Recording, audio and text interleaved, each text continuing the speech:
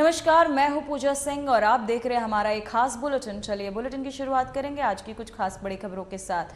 Mauritius के प्रधानमंत्री नवीन रामगुलाम ने अपने 8 दिवसीय भारत दौरे के दौरान नई दिल्ली के राजघाट पर पहुंचकर महात्मा गांधी को श्रद्धांजलि दी। इस दौरान उन्होंने कहा कि बापू के विचार न सिर्फ भारत बल्कि पूरी दुनिया के लिए प्रेरणा है।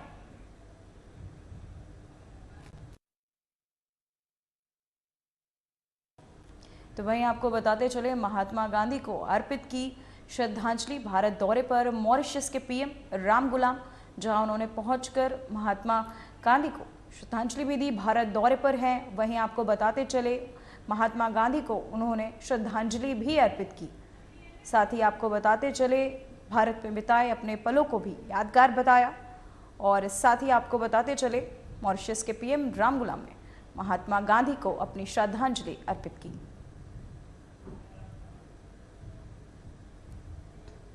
तो वहीं दिल्ली में कूटनीतिक हलचल तेज है। भारत और मॉरिशस के रिश्तों में नई ऊर्जा भरने के लिए राजधानी में अहम मुलाकात हुई। मॉरिशस के प्रधानमंत्री नवीन चंद्र रामगुलाम और भारत के उपराष्ट्रपति सीपी राधाकृष्णन आमने सामने बैठे और चर्चा हुई शिक्षा, स्वास्थ्य, आईटी और पर्यटन जैसे क्षेत्रों को साझेदारी को लेकर। तो वहीं आपको बता दें, रणनीति सहयोग से लेकर जलवायु परिवर्तन, ऊर्जा सुरक्षा जैसे वैश्विक मुद्दों पर भी दोनों नेताओं ने साझा कदम बढ़ाने की सहमति जताई।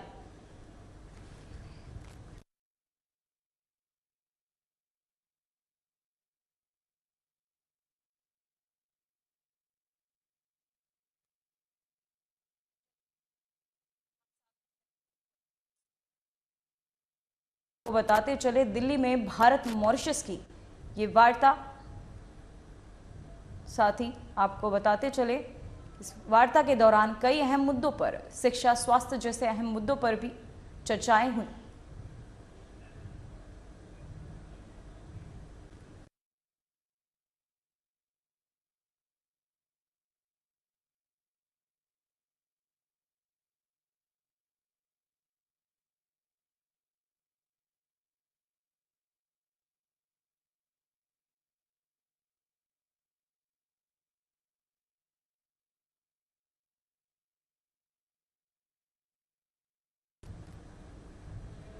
तो वहीं प्रधानमंत्री नरेंद्र मोदी के 75वें जन्मदिन पर हरियाणा के मुख्यमंत्री नायब सिंह सैनी ने उन्हें शुभकामनाएं दी हैं। इस मौके पर उन्होंने एक वीडियो संदेश साझा करते हुए कहा कि ये पूरे देश के लिए गर्व और खुशी का अवसर है। मुख्यमंत्री ने अपनी ओर से और प्रदेशवासियों की ओर से प्रधानमंत्री मोदी को जन्मदिन की हार्दिक शुभकामनाएं दी। सीएम सैनी ने कहा कि ये दिन केवल जन्मदिन के उत्सव का नहीं बल्कि मोदी जी के दूरदर्शी और आदर्श नेतृत्व का भी उत्सव है। उन्होंने कहा कि प्रधानमंत्री जीवन एक साधारण और पृष्ठभूमि से उठकर असाधारण नेतृत्व तक पहुंचे और साथ ही प्रेरणादायक यात्रा रही है उनकी। और ये सेवा, त्याग और ईमानदारी प्रयासों के जरिए उन्होंने ये सिद्ध किया है कि सच्चा नेतृत्व केवल पद से नहीं बल्कि समर्पण से स्थापित होता है। बड़ी खुशी का अवसर है कि 17 सितंबर को हमारे यशस्वी प्रधानमंत्री श्री नरेंद्र मोदी जी का 75वां जन्मदिन है। इस शुभ अवसर पर मैं अपनी ओर से तथा प्रदेशवासियों की ओर से माननीय प्रधानमंत्री जी को जन्मदिन की हार्दिक बधाई और शुभकामनाएं देता हूं। यह गौरवपूर्ण अवसर मोदी जी के दीर्घ जीवन और अद्वितीय नेतृत्व का उत्सव है।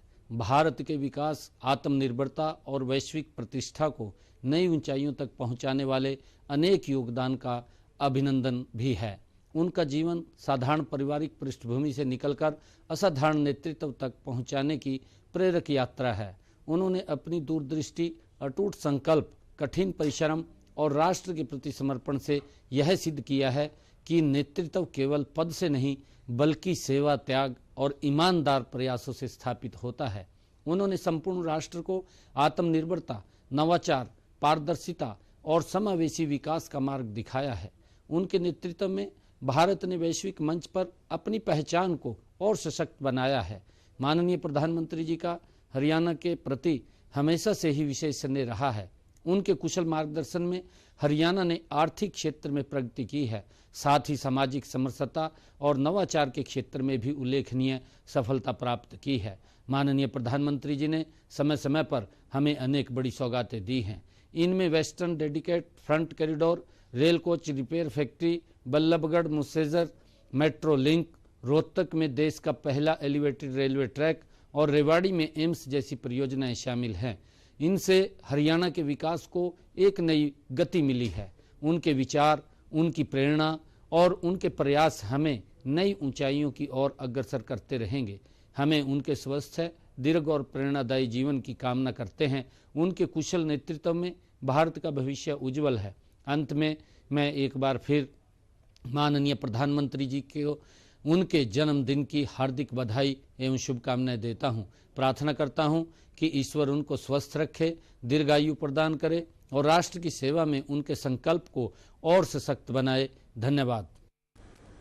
सुप्रीम कोर्ट एसआईआर पर सख्त है। देश की सर्वोच्च अदालत ने बिहार के एसआईआर यानी स्पेशल इंफ्रास्ट्रक्चर रीजन को लेकर सख्त चेतावनी दी है। कोर्ट ने साफ कर दिया है कि अगर किसी भी तरह की गड़बड़ी पाई गई तो वो इस पूरी प्रक्रिया को रद्द करने से पीछे नहीं हटेगा। सुप्रीम कोर्ट ने मामले की अगली सुनवाई 7 अक्टूबर तय की है और कहा है कि अंतिम फैसला पूरे देश में लागू होगा। बिहार में चल रहे एसआईआर प्रोजेक्ट को लेकर सुप्रीम कोर्ट ने कड़ी टिप्पणियां की है। सुनवाई के दौरान सुप्रीम कोर्ट ने चुनाव आयोग की कार्यप्रणाली पर भी कड़े सवाल खड़े किए। अदालत ने कहा कि अगर बिहार में मतदाता सूची को तैयार करने की प्रक्रिया में कोई भी गड़बड़ी पाई जाती है तो वो पूरी प्रक्रिया को रद्द करने में भी नहीं हिचकेगा। कोर्ट ने साफ शब्दों में कहा कि यदि मतदाता सूची में अनियमितता या पारदर्शिता की कमी पाई गई तो पूरी चुनाव प्रक्रिया को निरस्त करने में संकोच नहीं करेगा। ये टिप्पणी न सिर्फ बिहार बल्कि देश भर के चुनावी सिस्टम के लिए एक सख्त चेतावनी मानी जा रही है। सुप्रीम कोर्ट की ये चेतावनी बिहार में निवेश और विकास की योजनाओं के लिए बड़ी चुनौती साबित हो सकती है। एसआईआर प्रोजेक्ट का उद्देश्य था कि बिहार में आधुनिक इंफ्रास्ट्रक्चर के जरिए आर्थिक विकास को गति दी जाए, लेकिन कोर्ट ने कहा कि विकास प्रक्रिया पारदर्शी और निष्पक्ष होनी चाहिए। कोर्ट ने ये भी कहा कि किसी भी प्रकार की अनियमितता या अवैध गतिविधि को बर्दाश्त नहीं किया जाएगा। इसी के साथ सुप्रीम कोर्ट ने 8 सितंबर को जारी अपने ही आदेश को वापस लेने की मांग करने वाली याचिका पर नोटिस जारी किया। दरअसल इस आदेश में आधार कार्ड को बिहार एसआईआर में 12वें दस्तावेज के रूप में शामिल करने की बात कही गई थी। याचिका में सवाल उठाया गया कि क्या आधार को नागरिकता का प्रमाण माना जा सकता है। सुनवाई के दौरान कोर्ट ने दो टूक कहा, आधार नागरिकता का प्रमाण नहीं है, लेकिन चुनाव आयोग वोटर लिस्ट में नाम जोड़ने के लिए इसकी जांच कर सकता है। सुप्रीम कोर्ट की इस रुख ने बिहार एसआईआर से जुड़े वैधानिक और संवैधानिक पहलुओं पर नई बहस को जन्म दे दिया है। अब देखना ये होगा कि आधार की वैधता और उपयोगिता को लेकर अदालत क्या अंतिम फैसला सुनाती है। वहीं बिहार में एसआईआर लागू करने को लेकर अब सियासत भी गर्मा गई है। कांग्रेस ने इस योजना का कड़ा विरोध जताते हुए इसे जनता के साथ धोखा बताया। वहीं पार्टी के नेता ने साफ कहा, एसआईआर की असल जगह कूड़ेदान में है। कांग्रेस का आरोप है कि इस योजना के जरिए प्रशासनिक मनमानी और भ्रष्टाचार को बढ़ावा दिया जा रहा है।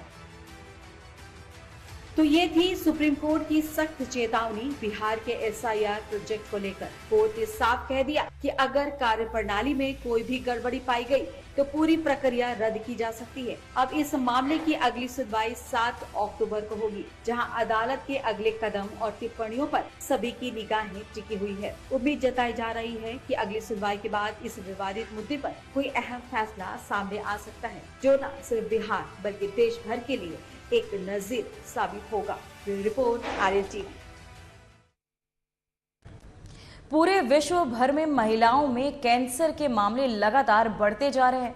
महिलाओं में बढ़ते कैंसर के मामले लगातार लोगों की चिंताएं भी बढ़ा रहे हैं। इस चिंता को दूर करने के लिए राजधानी दिल्ली में डिफेंस कॉलोनी इलाके में अपोलो, आपको बता दें, अपोलो एथॉन अस्पताल का शुभारंभ किया गया है। इस अस्पताल को खास तौर पर महिलाओं के लिए समर्पित किया गया है। दिल्ली की सीएम रेखा गुप्ता ने अपोलो एथेना की शुरुआत की है। वहीं उद्घाटन कार्यक्रम में दिल्ली की मुख्यमंत्री रेखा गुप्ता ने रिबन काटकर निजी अस्पताल का विधिवत उद्घाटन किया। कि आज हेल्थ केयर सेक्टर में एक माइलस्टोन वर्क यहाँ हुआ है, अपोलो एथीना, जो कि वुमेन हेल्थ केयर में एक बड़ा काम है। पूरे एशिया का सबसे पहला महिलाओं के लिए कैंसर ट्रीटमेंट का इंस्टीट्यूशन जो कि दिल्ली में अपोलो ने नया शुरू किया है।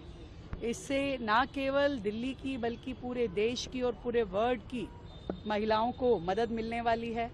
प्रधानमंत्री जी का विज़न जो है सशक्त महिला सशक्त परिवार, उनकी हेल्थ, उनकी हैप्पीनेस के लिए हमेशा सरकार सजग है, काम कर रही है और आगे भी बहुत कुछ करना चाहती है।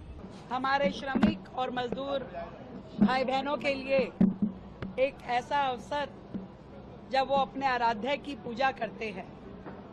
दिल्ली में लाखों श्रमिक काम करते हैं। मैं दिल्ली के हर एक श्रमिक परिवार को ये कहना चाहती हूँ कि दिल्ली सरकार उनकी अपनी है, उनके हर सुख दुख में खड़ी है।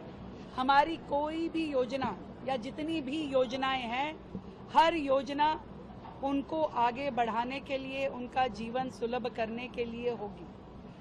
हर गरीब के सर पे छत हो, बेहतर सुविधाएं हो स्वास्थ्य की, उनके बच्चों के लिए अच्छी शिक्षा के अवसर हो, ये हमारा प्रण है। और जितनी भी हमारी लेबर विभाग की योजनाएं हैं वो हर परिवार तक, हर गरीब तक, श्रमिक तक, मजदूर तक पहुंचे। तो वही खबर सामने आ रही जहां कल मध्य प्रदेश दौरे पर रहेंगे पीएम मोदी। धार में करेंगे पीएम मित्र पार्क का शिलान्यास। मध्य प्रदेश के सीएम मोहन यादव का स्टेटमेंट, मैं उनका मध्य प्रदेश की धरती पर अभिनंदन करता हूं। कल आपको बता दें कान किसानों के लिए समर्पित दिन, जहां सीएम मोहन लगभग 6 लाख किसान पीएम मित्र पार्क में होंगे लाभान्वित। तो वहीं आपको बताते चले लगभग 6 लाख किसान पीएम मित्र पार्क से लाभान्वित होंगे। साथ ही इसको लेकर बड़ी खबर जो है सामने आ रही, कल मध्य प्रदेश दौरे पर रहेंगे पीएम मोदी। धार में करेंगे पीएम मोदी मित्र पार्क का शिलान्यास। साथ ही आपको बताते चले मैं उनका मध्य प्रदेश की धरती पर अभिनंदन करता हूं, जो सीएम मोहन ने कहा। साथ ही लगभग 6 लाख किसान पीएम मित्र पार्क से लाभान्वित होंगे। साथ ही आपको बताते चले बड़ी खबर जो सामने आ रही, कल मध्य प्रदेश दौरे पर पीएम मोदी। धार में करेंगे पीएम मित्र पार्क का शिलान्यास, जहां मध्य प्रदेश के सीएम मोहन यादव का ये स्टेटमेंट जो है सामने आया, मैं उनका मध्य प्रदेश की धरती पर स्वागत करता हूं। वहीं कल आपको बता दें लगभग 6 लाख किसान पीएम मित्र पार्क से लाभान्वित होंगे। कल मध्य प्रदेश दौरे पर रहेंगे पीएम मोदी।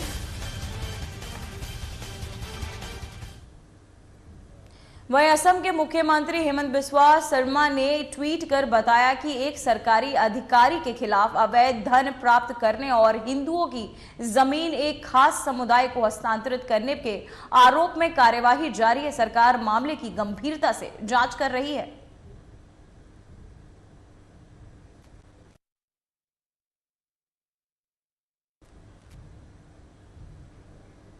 वहीं बिहार विधानसभा में नेता प्रतिपक्ष और राजद नेता तेजस्वी यादव ने अपनी बिहार अधिकार यात्रा पर कहा, आज से हम लोग बिहार अधिकार यात्रा के लिए निकल रहे हैं और बाकी के जिलों को छूट गए थे उन्हें हम कवर कर रहे हैं। नए संकल्प के साथ नया बिहार बनाने के लिए, बेरोजगारी, महंगाई और गरीबी को हटाने के लिए, किसान और मजदूर के सम्मान के लिए, मां बहनों की सुरक्षा के लिए, बिहार के कारखाने और उद्योग लगे, इस संकल्प के साथ हम इस यात्रा के लिए निकल रहे हैं। बहुत लोगों की अपेक्षा थी कि जो आपको बता दें बाकी के जिले रह गए हैं वहां पर भी हम संपर्क यात्रा करें। देखिए, आज से जो है बिहार अधिकार यात्रा पे हम लोग निकल रहे हैं और जो बाकी के जिले जो छूटे हुए थे उनको कवर हम लोग कर रहे हैं। देखिए, नए संकल्प के साथ नया बिहार बनाने के लिए, बेरोजगारी, महंगाई, गरीबी को हटाने के लिए, किसान मजदूर के सम्मान के लिए, माओं के बहनों की सुरक्षा के लिए आज बिहार में कारखाने, इंडस्ट्री लगे, इस संकल्प के साथ आज हम लोग जो है इस यात्रा में निकल रहे हैं। और जहानाबाद में पहला जो कार्यक्रम जो है वो होगा, उसके बाद नालंदा जिला में आज का कार्यक्रम है। तो बहुत लोगों की आस थी कि जो बाकी के जो जिले छूटे हुए हैं वहाँ जो है हम लोगों के साथ संपर्क करें। तो वहीं बैटिंग ऐप मामले में प्रवर्तन निदेशालय यानी ईडी ने अपना शिकंजा कसना शुरू कर दिया है। बता दें कि ईडी ने कथित अवैध ऑनलाइन सट्टेबाजी ऐप से जुड़े मनी लॉन्ड्रिंग मामले में पूछताछ के लिए पूर्व क्रिकेटर युवराज सिंह और रॉबिन उथप्पा के साथ साथ एक्टर सोनू सूद को तलब किया है। इन तीनों से ही पूछताछ होगी। वहीं उथप्पा को 22 सितंबर को, युवराज को 23 सितंबर को और दिल्ली में ईडी के मुख्यालय में पेश होने के लिए कहा गया है। यह मामला एक अवैध ऑनलाइन सट्टेबाजी प्लेटफॉर्म से जुड़ा है जिस पर करोड़ों रुपए की धोखाधड़ी और टैक्स चोरी का आरोप है। वहीं ईडी ने सोनू सूद को 24 सितंबर को दिल्ली स्थित मुख्यालय में पेश होने का आदेश दिया है।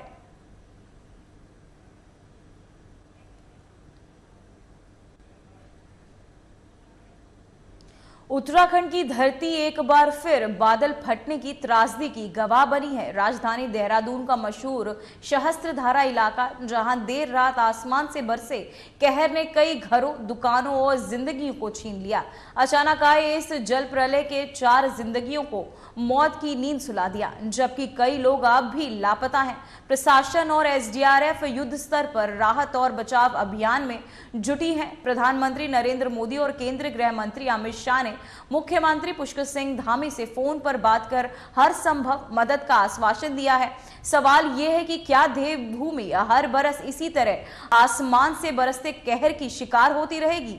इसी को लेकर देखिए हमारी खास रिपोर्ट।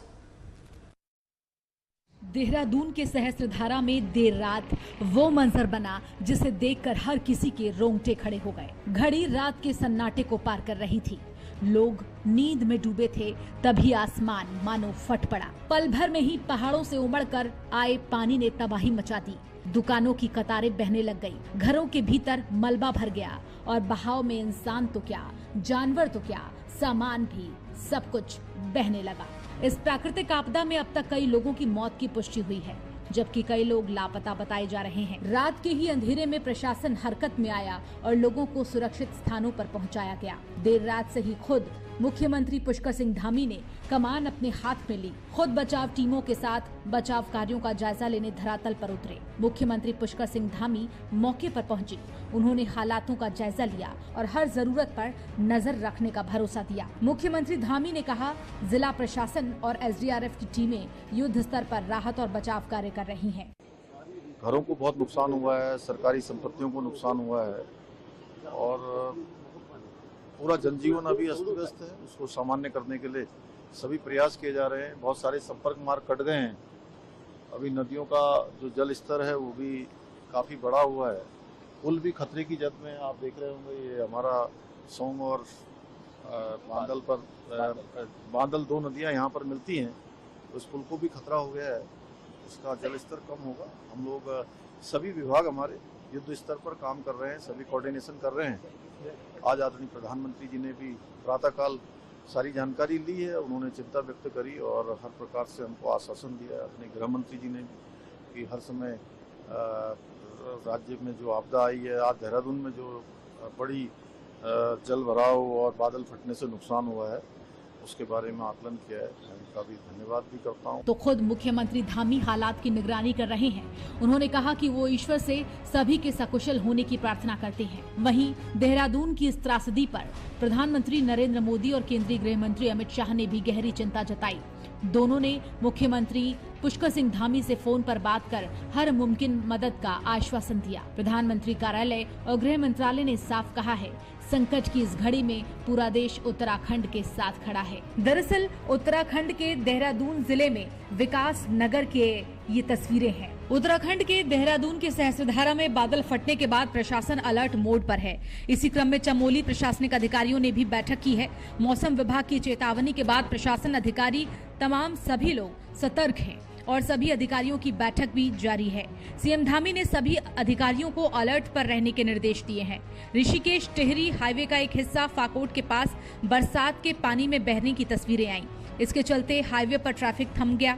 इन तस्वीरों में आप देख सकते हैं कि किस तरह बरसात का पानी गड्ढे में गिर रहा है और एक झरने की तरह लग रहा है। देहरादून के पौराणिक मंदिर टपकेश्वर महादेव मंदिर में बारिश के चलते भयंकर जल प्रलय की तस्वीरें देखी गई। इसके बाद मंदिर के बाहर लगी पीतल की शिव मूर्ति बह गई। माता वैष्णो देवी गुफा योग मंदिर टपकेश्वर, संतोषी माता मंदिर टपकेश्वर को जोड़ने वाला गोरखा रेजिमेंट द्वारा 1962 में बना पुल भी बह गया। केवी वीरपुर और आर्मी क्षेत्र के पीछे के भाग का संपर्क तक कट गया। बता दें कि लगातार बारिश से यहां हालात बिगड़ते देखे जा रहे हैं। उत्तरांचल यूनिवर्सिटी के पास टॉन्स नदी पर बने पुल की सड़क पर बह जाने से देहरादून का पचवादून क्षेत्र से संपर्क पूरी तरह से कट गया। यातायात बाधित होने से लोगों को भारी परेशानी का सामना करना पड़ रहा है। फिलहाल यातायात रूट डाइवर्ट कर दिया गया है। विकास नगर को जाने वाले सभी वाहनों को शिमला बाईपास से भेजा जा रहा है। देहरादून में चारों तरफ कुदरत ने तबाही मचा रखी है। इसी क्रम में विकास नगर हाईवे भी बंद हो गया है। प्रेम नगर के पास पुल का एक हिस्सा क्षतिग्रस्त हो गया है, जिसको देखते हुए पुलिस ने आवाजाही को फिलहाल बंद कर दिया है। टोंस नदी के तेज पानी ने पुल को ध्वस्त किया है। ऐसे में इन तमाम तस्वीरों के बीच सवाल ये मौजूद होते हैं कि क्या ये सिर्फ एक प्राकृतिक आपदा है या फिर इंसानों की लापरवाहियां। इन हादसों की बड़ी वजह आखिर क्या है? पिछले कुछ वर्षों में उत्तराखंड बार बार बादल फटने, भूस्खलन और अतिवृष्टि की मार झेल चुका है। विशेषज्ञ मानते हैं कि पहाड़ों में बेतरतीब निर्माण प्रक्रिया, नदियों के किनारे बसी बस्तियां और जलवायु परिवर्तन इस तरह की तबाही को और खतरनाक मोड़ पर ले जा रहे हैं। Bureau report, RN TV। फिलहाल बुलेटिन में बस इतना ही। मुझे दीजिए इजाजत। नमस्कार।